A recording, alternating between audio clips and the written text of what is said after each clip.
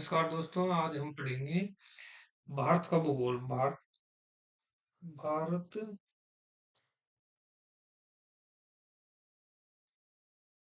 का भूगोल, जिसमें सबसे पहला टॉपिक है भारत।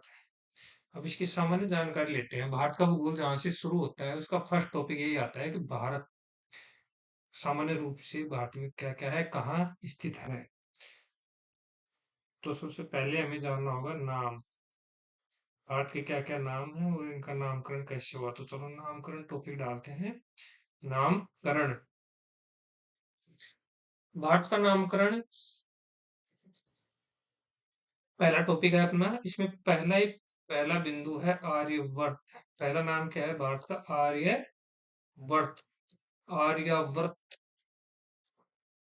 आर्यवर्त लिखा जाएगा ये। ये नाम आर्यों का प्राचीन निवास स्थान होने के कारण इसको आर्यवर्त कहते हैं। पहले यहाँ पे जो लोग निवास करते थे उनको आर्य कहा जाता था, और आर्य जिस स्थान पर, भौगोलिक स्थान विशेष पर रहते थे, उस स्थान विशेष को आर्यवर्त कहा जाने लगा। ठीक है। अब दूसरा है भारत। उसके बाद में भारत नाम आता है।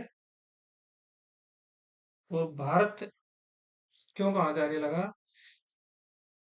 राजा भरत का शासन था यहाँ पे। राजा भरत के शासन के कारण यहाँ इस क्षेत्र को भारत कहा जाने लगा। तीसरा जो महत्वपूर्ण नाम है वो है हिंदुस्तान। हिंदुस्तान।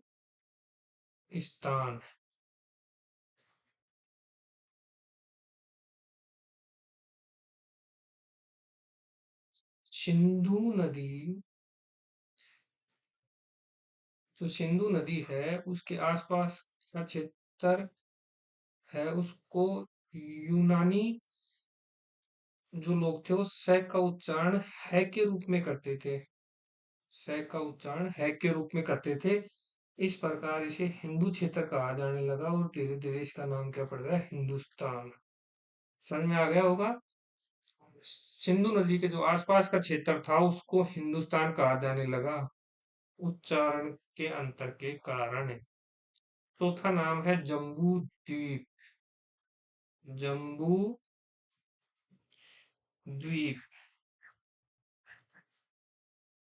यहाँ पर प्राचीन समय में जामुन वृक्ष बहुतायत से पाए जाते थे।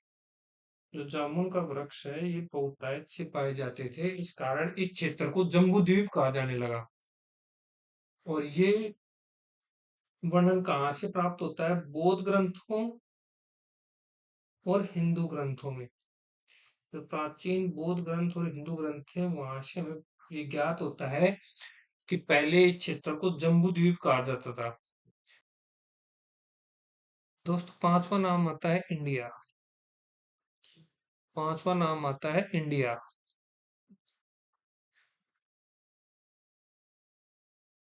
ग्रीक भाषा में सिंधु नदी को इंडस कहते हैं। सिंधु को क्या कहते हैं? इंडस। सिंधु जो नदी है उसको ग्रीक भाषा में इंडस कहते हैं, और इंडस से ही शब्द इंडिया बना। धीरे धीरे क्या बना? इंडिया बना। तो ये बात आपके समझ में आ गई होगी।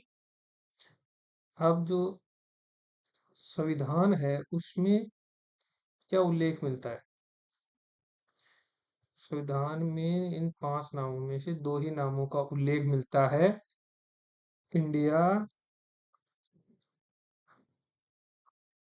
अर्थात भारत। राज्यों का समूह। संविधान के अनुच्छेद 1 में ये लाइन लिखी हुई है, राज्यों का संघ। ये संविधान के अनुच्छेद 1 में ये लाइन लिखी हुई है। अनुच्छेद 1, इंडिया अर्थात राज्यों का संघ। तो संविधान के हिसाब से पूछ ले तो भारत के दो ही नाम है, इंडिया और भारत। मैं आशा करता हूँ आपके समझ में आ गया होगा।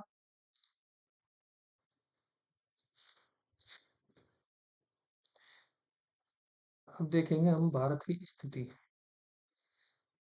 विश्व के सापेक्ष में भारत की स्थिति। स्थिति। स्थिति देखेंगे अब भारत कहाँ पे लोकेटेड है।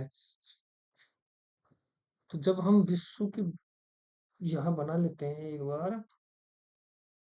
ये जैसे हमने एक गोला बनाया है, तो ये ग्लोब मान लेते हैं, पृथ्वी मान लेते हैं, ये ऐसे देशांतर हैं,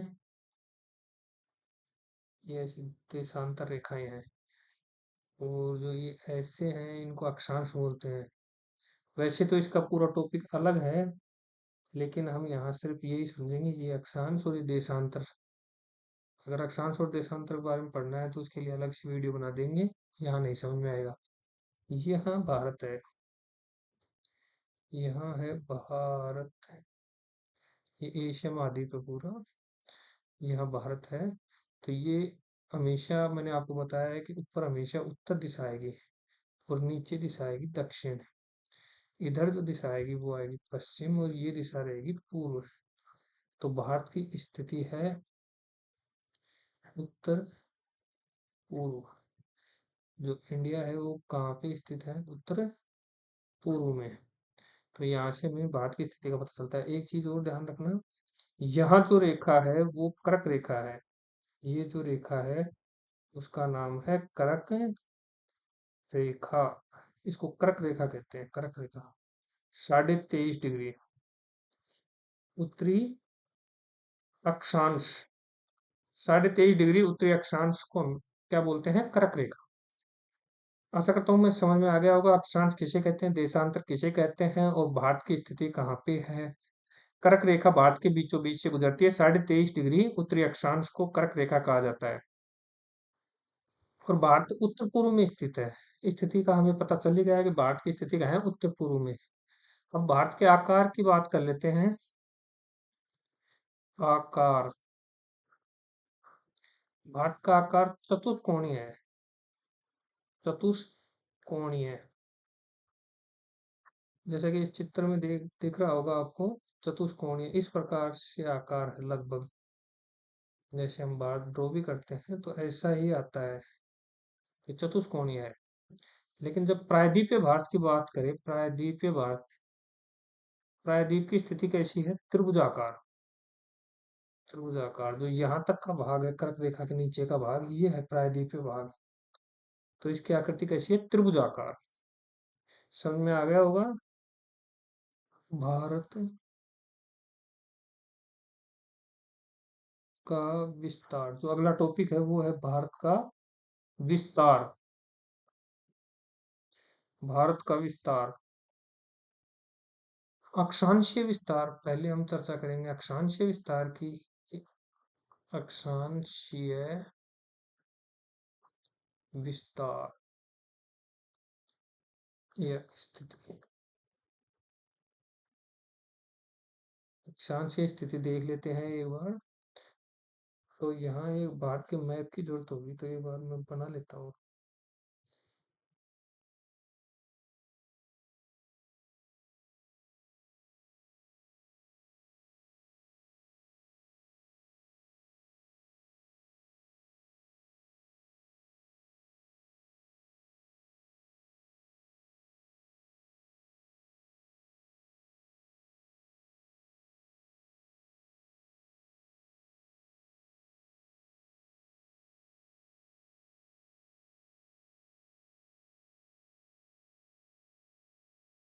ये भारत का मैप बना लिया है, और यहाँ जो भारत में है ये अंडमान निकोबार द्वीप समूह है।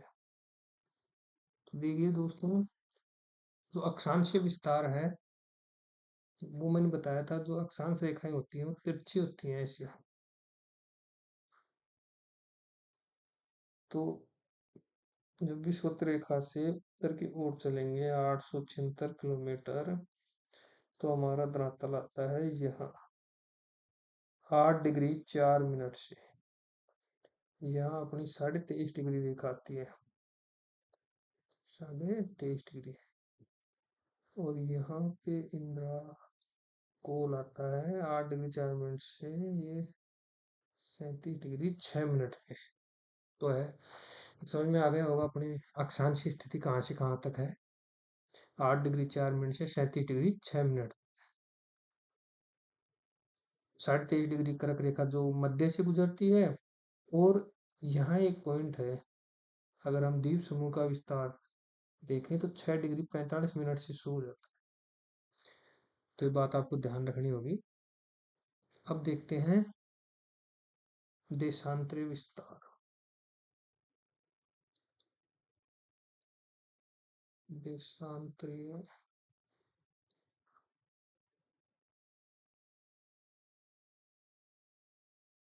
विस्तार।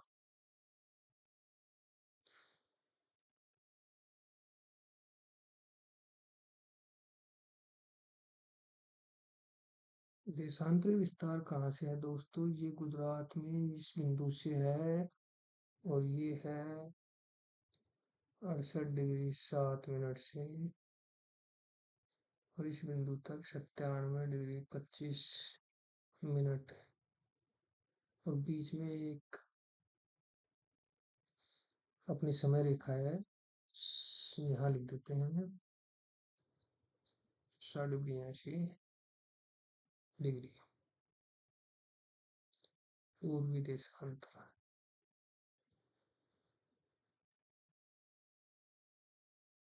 समझ में आ गया होगा? एक बार दोबारा लिख के मैं बता देता हूँ। 8 डिग्री 4 मिनट से 37 डिग्री 6 मिनट तक जो उत्तरी अक्षांश है, यहाँ अपना विस्तार है अक्षांश का। दोनों ही उत्तरी अक्षांश है, 8 डिग्री 4 मिनट भी और 68 डिग्री 7 मिनट भी, दोनों ही। अब देख लेते हैं देशांतर। 68 डिग्री 7 मिनट से और 97 डिग्री 25 मिनट पूर्वी देशांतर।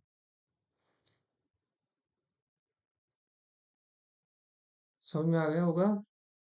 जो भारत की अक्षांश स्थिति और देशांतर स्थिति दोनों ही अच्छी तरीके से बता दी गई है। मैं आशा करता हूँ आपके समझ में आ गया होगा कि भारत का विस्तार कहाँ से कहाँ तक है। अब भारत के मुख्य बिंदु और देख लेते हैं, ये जो अक्षांश और देशांतर विस्तार है। तो देखते हैं यहाँ जो बिंदु आएगा वो है गुहर माता गुजरात। गुजरात में जो बिंदु है गुहर माता गुजरात, ये जो बिंदु है इसका नाम है इंद्राकोट।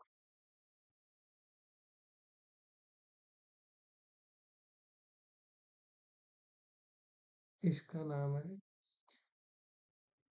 कन्याकुमारी। ये जो दक्षिणतम बिंदु है, और जो अरुणाचल प्रदेश का ये बिंदु है इसका नाम है दोस्तों किबिथु अरुणाचल प्रदेश। किबिथु अरुणाचल प्रदेश, ठीक है। आशा करता हूँ आपके समझ में आ गया होगा।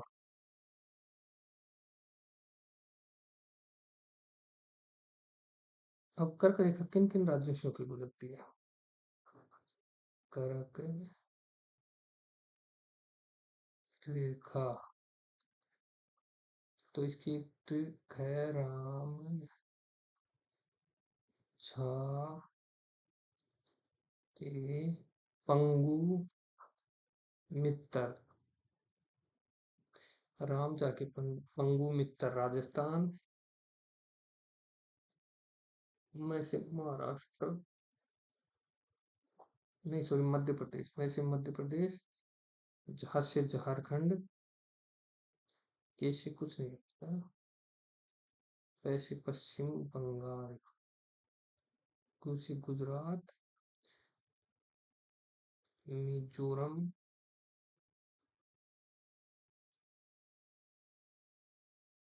त्रिपुरा, 1 2 3 4 5 6 और 7 राज्यों। ऐसे हमें हमारा जो भारत का जो समय रेखा है, भारत की जो समय रेखा है, आई स्टैंडर्ड टाइम रेखा है, ये भी 5 राज्यों से होकर गुजरती है, जिनके नाम है यूपी, एमपी, एक है ये आंधी आंध्र प्रदेश, यूपी, एमपी, आंधी में छत उड़ी, छत्तीसगढ़ और उड़ीसा, टी से उड़ीसा। तो ये हमारी एक ट्रिक है, यूपी, एमपी, आंधी में छत उड़ी। इससे पता चलता है कि कौन-कौन से राज्यों से हमारा इंडियन स्टैंडर्ड टाइम जो भारतीय मानक समय रेखा है, वो किस-किस राज्य से होके गुजरती है।